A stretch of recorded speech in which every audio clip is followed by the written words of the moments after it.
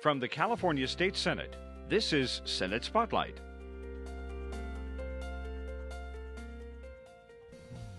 Hello, everyone, and welcome to this edition of Senate Spotlight, where we discuss the legislative priorities and policy and other related issues with members of the California State Senate. From the state capitol here in Sacramento, I'm Brian Green, and we welcome once again to our Senate Spotlight desk the good senator from the 8th Senate District representing San Francisco and San Mateo counties, Leland Yee. Welcome back, sir. It's good to have you. Thank you for having me again. And also the chair of the Senate Human Services Committee, and that will play prominently in some of our discussion here.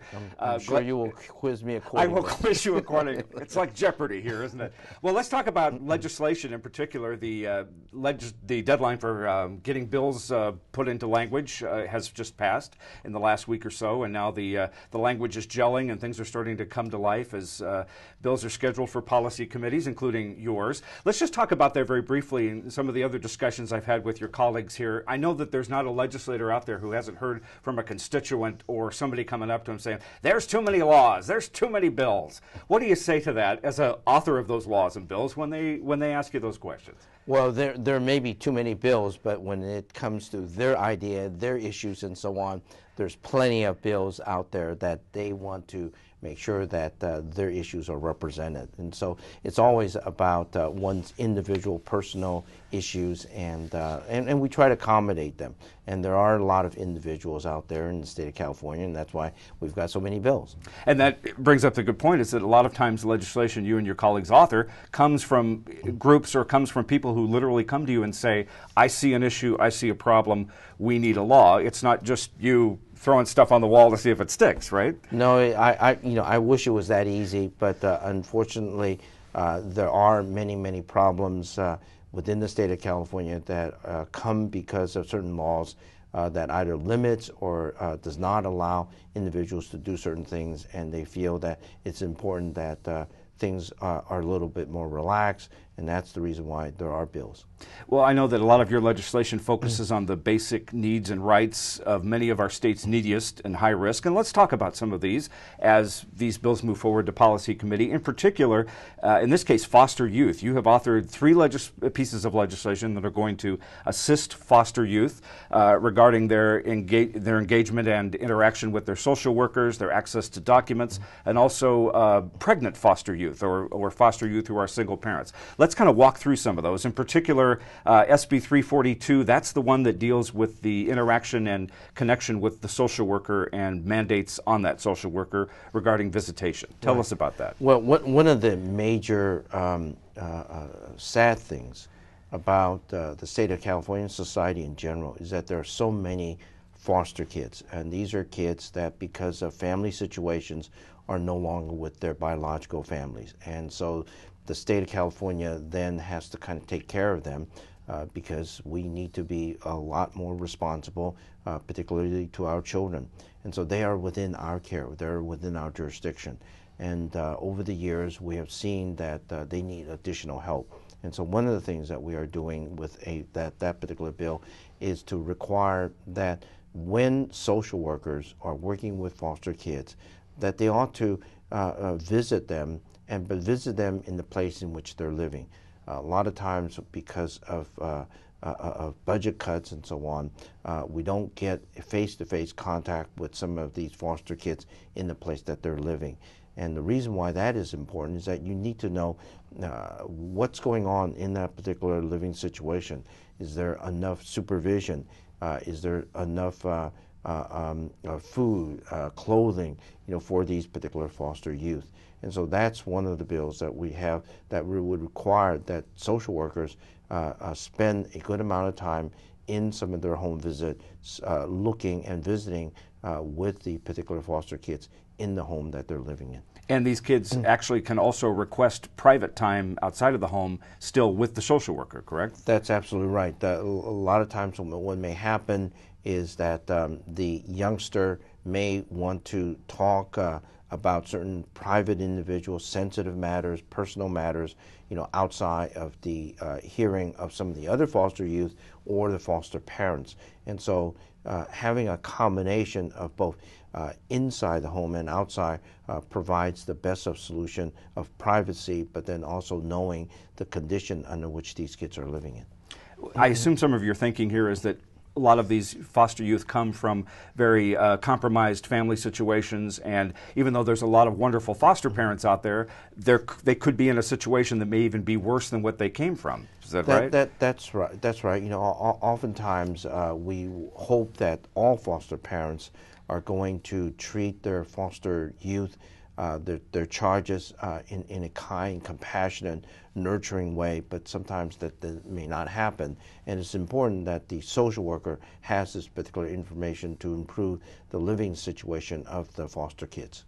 Now, another piece of legislation, SB 343, goes right to the foster youth's access to documents about their current situation and even their past history to kind of, I guess you could say, help them validate their lives, validate the situation. Tell us about that bill. Well, what we're finding is that, you know, as kids are growing up, 16, 17, 18 years old, they're starting to think about, well, what are they going to do, you know, after they leave the foster care system?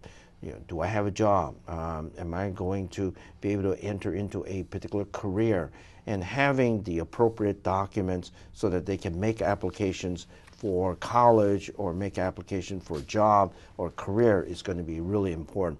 So having those documents available really facilitates your entree into the adult world of college, of job, employment, and career. And so that's really, really important. Another legislation piece in this same foster care youth setup that you have here is SB 528. This is assisting the pregnant teen and young parents in the foster care system, making them a priority. And I can't imagine the challenge of being in a foster care system and being pregnant or being a single parent of a child. Tell us what you want to do with that. Well, what we've got to understand when we're dealing with foster kids is that they're no longer in touch, many of them are no longer in touch with their biological parents. So most of the lessons that you learn growing up, most of the parenting that goes on, is just completely absent. And so you are really relying on the foster parent and the foster care system to be sort of that parent that you no longer have. And so along the way, some of the life lessons sometimes may be lost. And one of the things that we've got to really emphasize is, in fact, you know, dealing with having a child, the consequences of that. How do you care for a child? How do you care for, and the responsibility as a parent? So those are the life lessons that we ought to share with these foster kids so that they know how to deal with some of the challenges of just growing up and being a parent themselves. And I suppose oftentimes you'll have a situation where a foster child all of a sudden becomes a parent themselves, and even that child can eventually wind up into the foster care system. You sort of repeating the cycle, if you will. Right, and that's one of the reasons why it's really important to kind of help a lot of these foster care understand the responsibility of if you're going to have a child, then these are the responsible behavior that you ought to be carrying, not only for yourself,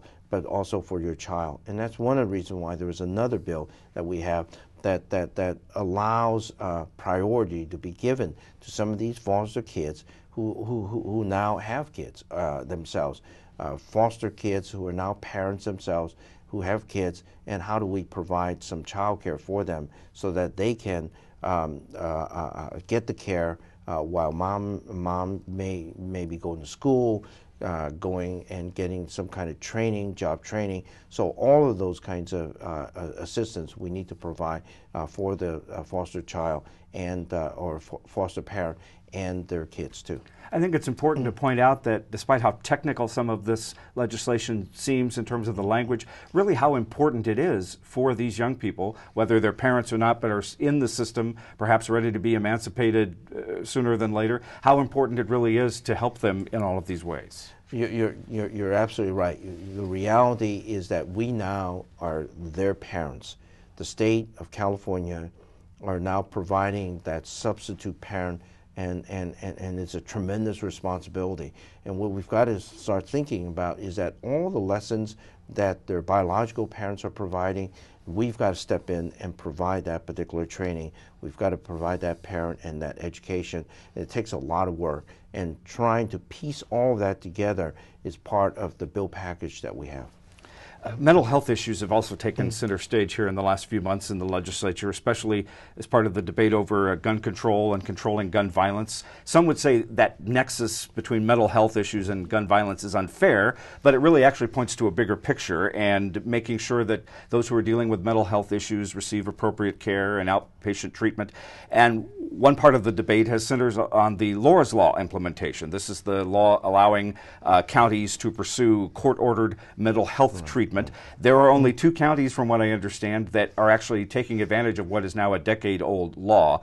Tell us about this challenge and the problem and the efforts that you and your colleagues are making to try to make this care and this treatment more accessible. Well, it is unfortunate that it took the Connecticut shooting to raise the level of consciousness for all of us about the need for mental health care for so many individuals. As a child psychologist by training, I've always felt that mental health services should in fact be front and center because it is extremely important that we provide care for these individuals early on so that the problems will not get worse and worse to the point where we need to spend even more money to care for individuals with mental health needs. One of the types of services is in fact what you call the Laura's Law services or assisted outpatient program.